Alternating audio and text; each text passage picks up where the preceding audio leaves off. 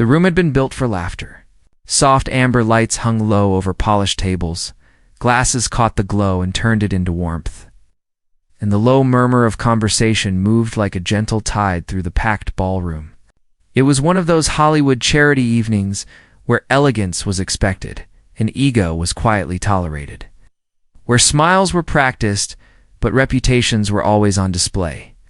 Dean Martin stood near the edge of the stage, not yet announced, watching it all with the calm distance of a man who had seen every version of the room before, at its best, at its worst. And at moments when a single sentence could change its memory forever, Dean had learned long ago that crowds were living things. They breathed together, reacted together, and sometimes when careless words slipped through, froze together.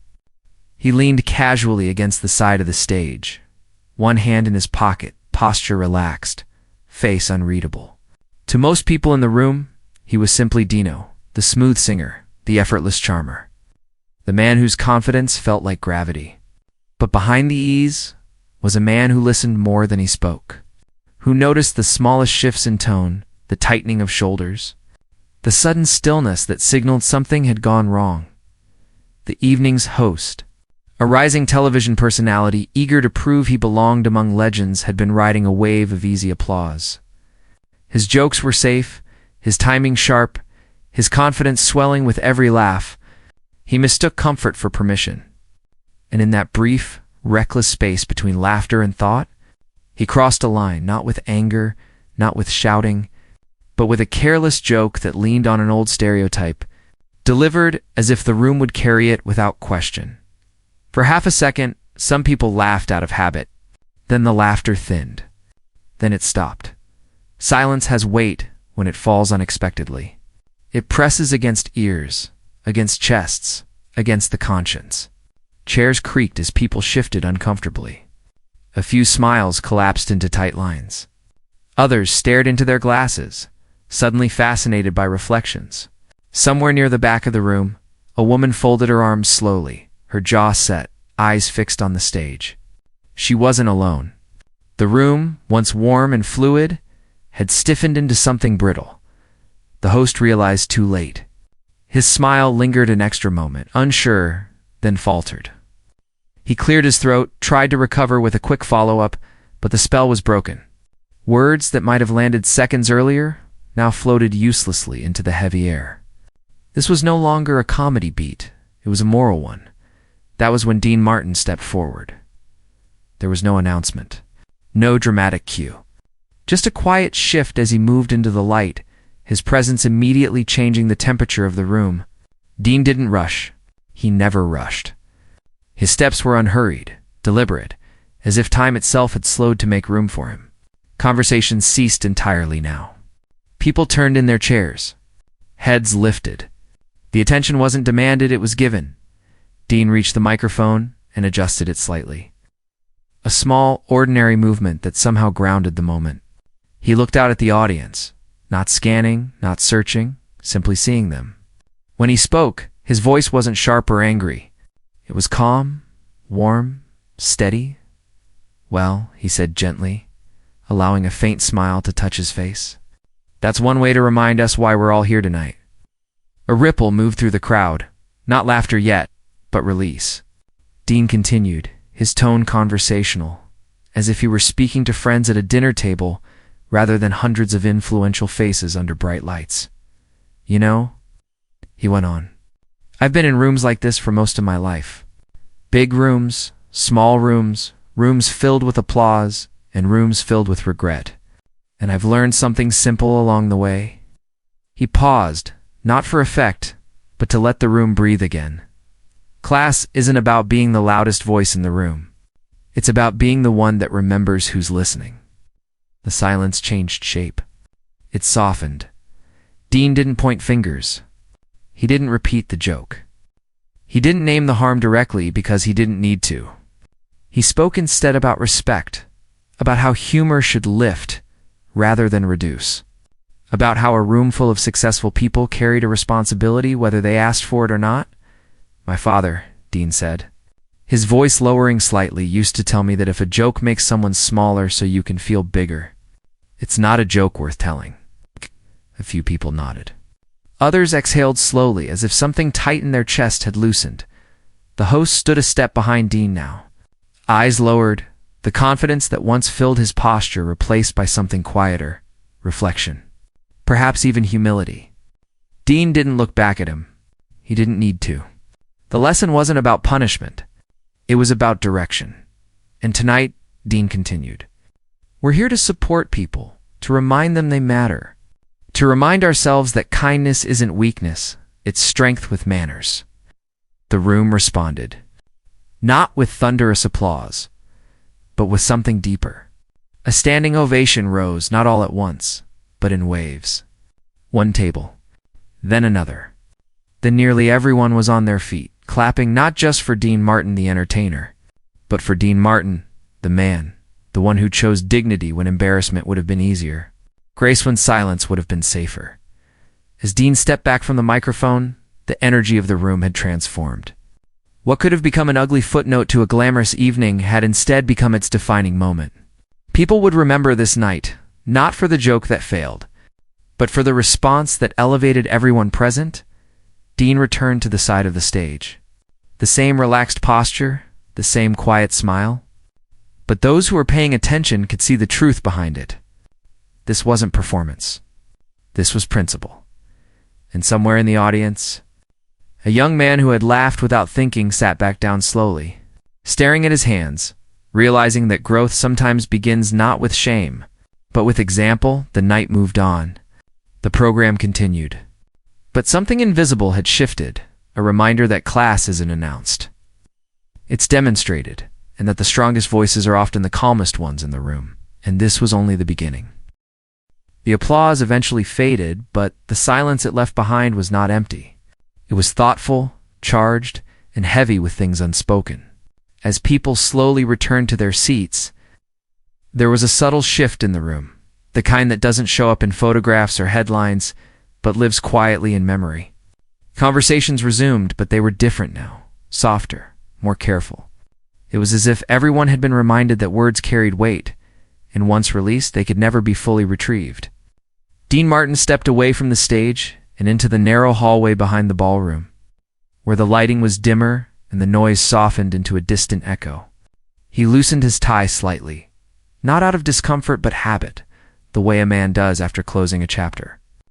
His expression remained calm, yet behind his eyes was a familiar awareness. The understanding that moments like these rarely ended when the crowd stopped clapping. They had consequences, ripples, sometimes storms. A production assistant hurried past him, whispering urgent instructions into a headset, then slowed when she noticed him. She hesitated, clearly unsure whether to speak. Dean gave her a reassuring nod, a small gesture that said everything was fine. Even if it wasn't, she smiled, visibly relieved, and moved on. That was Dean's way. He didn't dominate spaces. He steadied them. From the corner of his eye, Dean noticed the host emerge from the ballroom. The young man no longer looked like someone riding momentum. His shoulders were tense, his face pale beneath the stage makeup, eyes unfocused as if replaying the moment again and again. He stopped a few steps away from Dean, unsure whether to approach. Pride battled fear. Regret pressed in from both sides. Dean waited. Eventually, the host cleared his throat. "Mr. Martin," he said quietly, voice stripped of its earlier bravado. "I didn't mean." Dean raised a hand gently, not to silence him, but to slow him down. "I know," he said, his voice low and steady. "Most damage isn't done on purpose." The words landed harder than any scolding could have. The host swallowed, nodding slowly. "I've been doing comedy for years," he admitted, eyes fixed on the carpet. "I thought I understood rooms. Tonight, I didn't." Dean leaned against the wall beside him, not above him, not in front of him, beside him. "Understanding a room isn't about knowing what will get laughs," Dean replied. "It's about knowing what shouldn't." There was a pause between them, thick but not hostile. Somewhere beyond the wall, silverware clinked, and a band began tuning their instruments for the next segment of the night. Life moved forward, indifferent to personal reckonings. The host exhaled shakily. "Why didn't you call me out?" he asked. "You could have. Everyone would have backed you." Dean smiled faintly, though there was no humor in it. "Calling someone out makes a spectacle," he said. "Calling someone up makes a lesson." The host looked at him then, really looked at him, as if seeing a different definition of strength than the one he had been chasing his entire career. But not everyone backstage shared that clarity. Near the catering tables, two executives spoke in low, sharp whispers. One of them, a powerful network figure known for calculating risks in terms of numbers rather than people, frowned deeply. That moment on stage, he muttered, "It could have gone sideways. Sponsors don't like tension." His colleague shrugged. "It's over." The crowd loved it. "For now," the first man replied. "But there are people in this business who don't appreciate being reminded of their blind spots."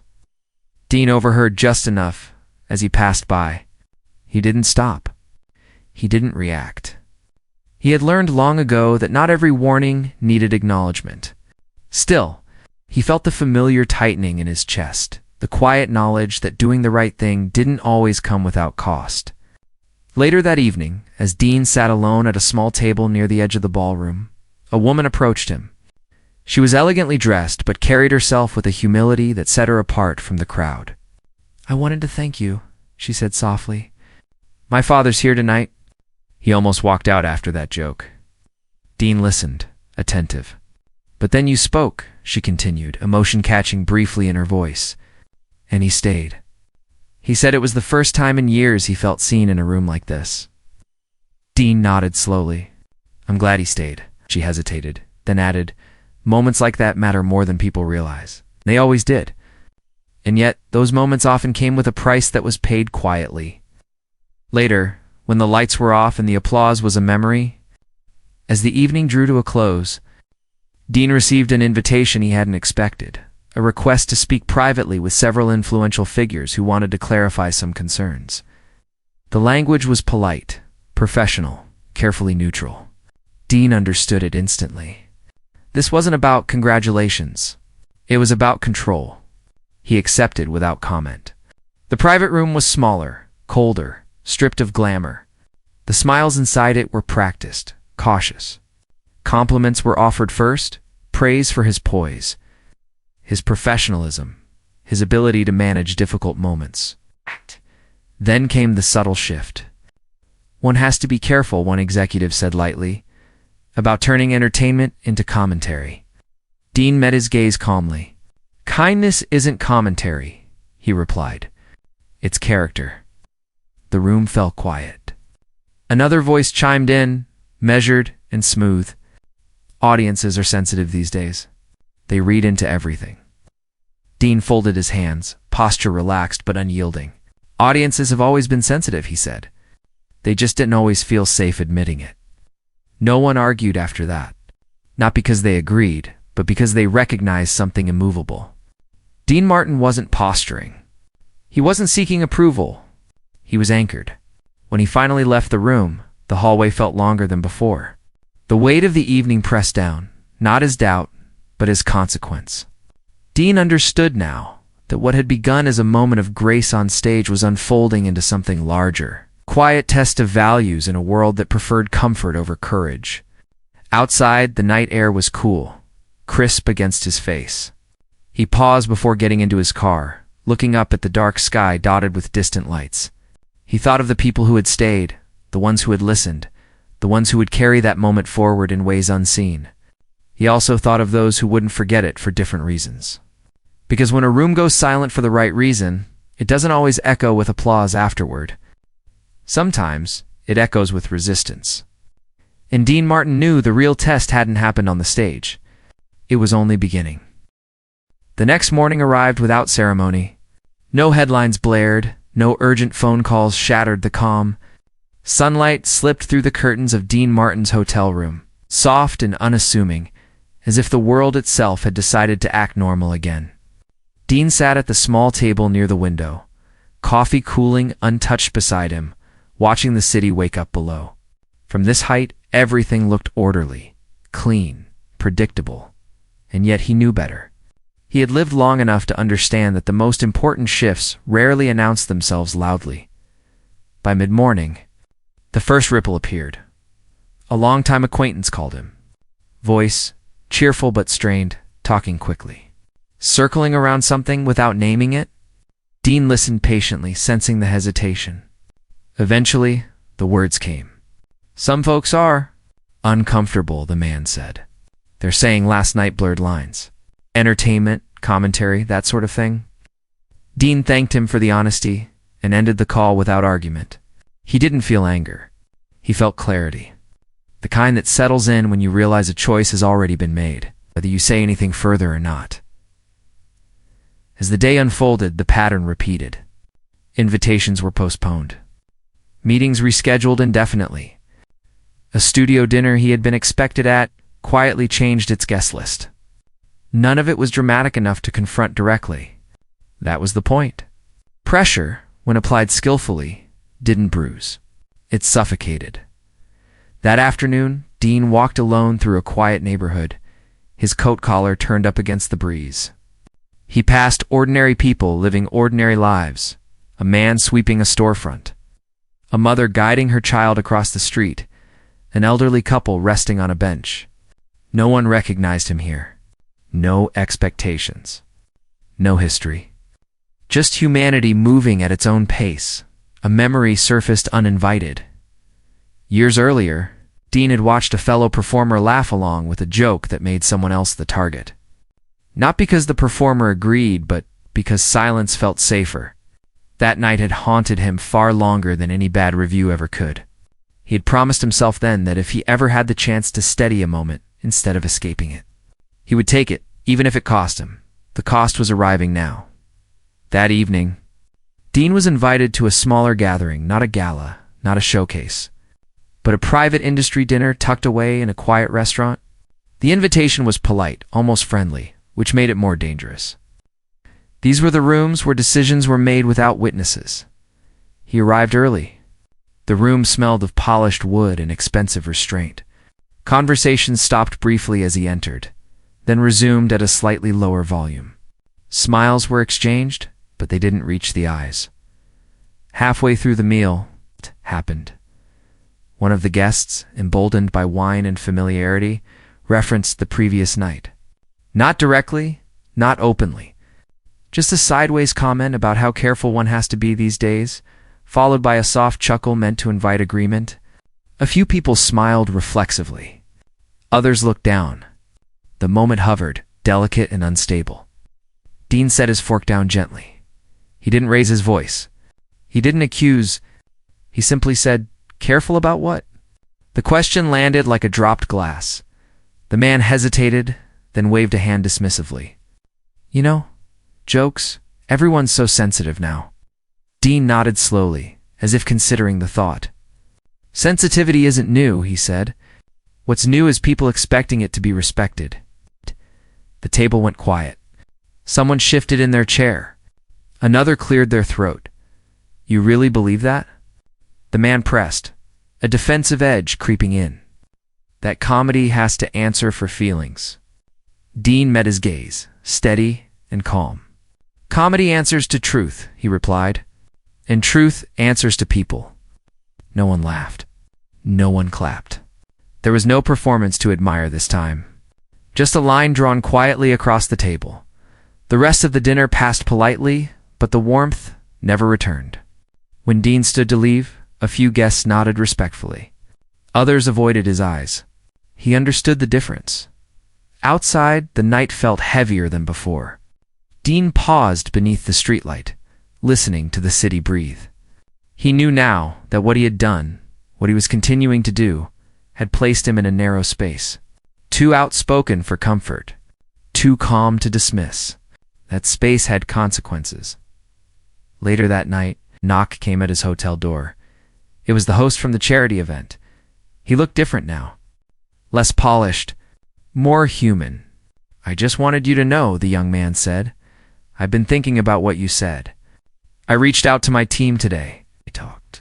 Really talked. Dean gestured for him to continue. "I realized something," the host said, voice steady but emotional.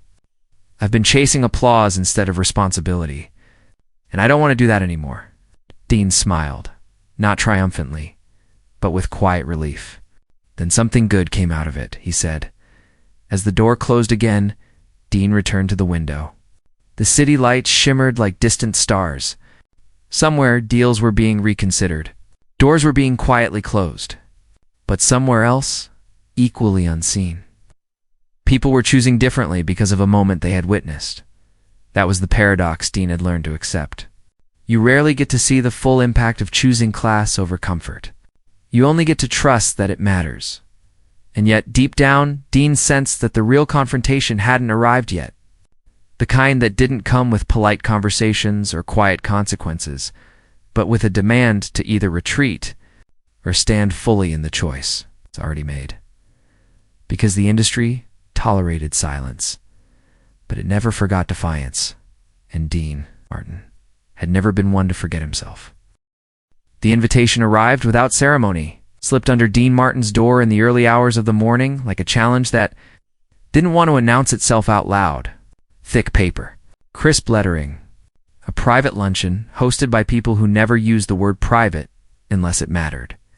Dean read it once, then set it down beside his coffee, already aware that this was not a request. It was a crossroads.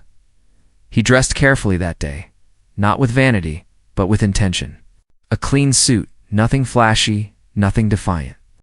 Dean understood symbols better than most men in the room he was about to enter.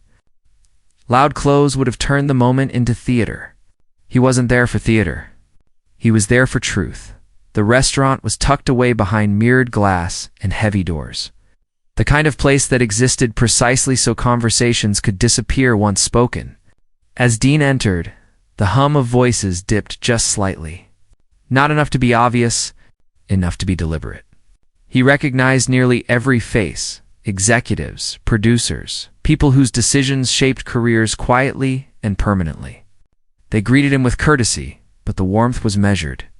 As if rationed, they didn't waste time. After the first few exchanges of polite small talk, one of them leaned forward, fingers interlaced, tone smooth. "Dean," he said, "we respect you. Everyone here does. That's why we wanted to speak directly." Dean nodded, expression calm. "I appreciate that." "There's concern," another voice added, "that recent events might complicate things. You have a wide audience, influence. People listen to you." Dean smiled faintly. "They always have." A pause followed.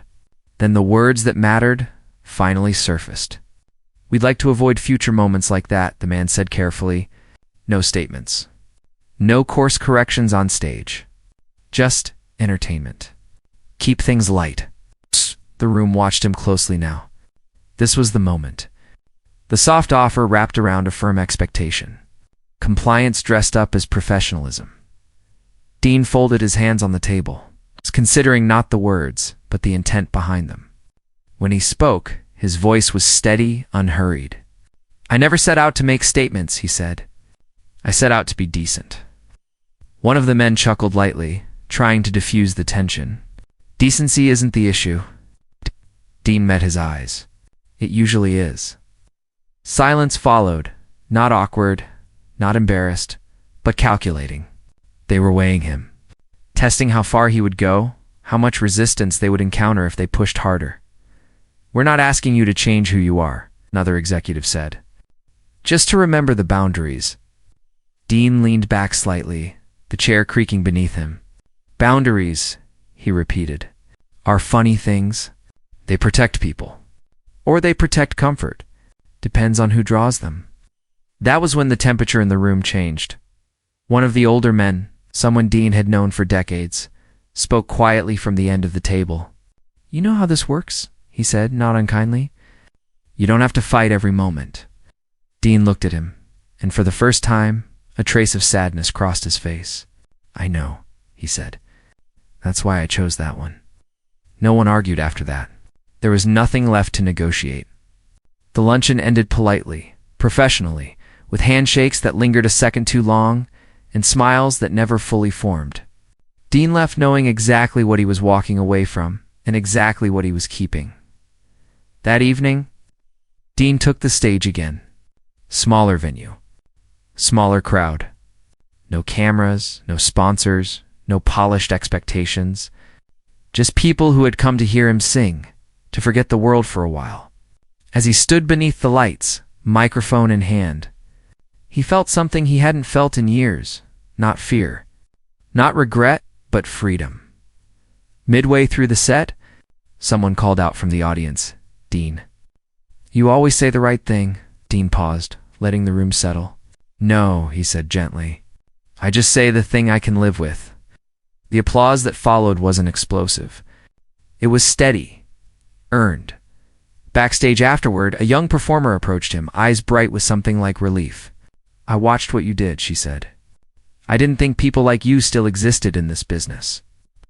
Dean smiled. "We do," he replied. "We're just quieter now." Later that night, alone again, Dean stood at the window, city lights stretching endlessly below. He knew opportunities would fade. He knew doors would close softly without explanation. But he also knew something else, something no contract could guarantee. He had drawn his line, not in anger, not in defiance, but in dignity.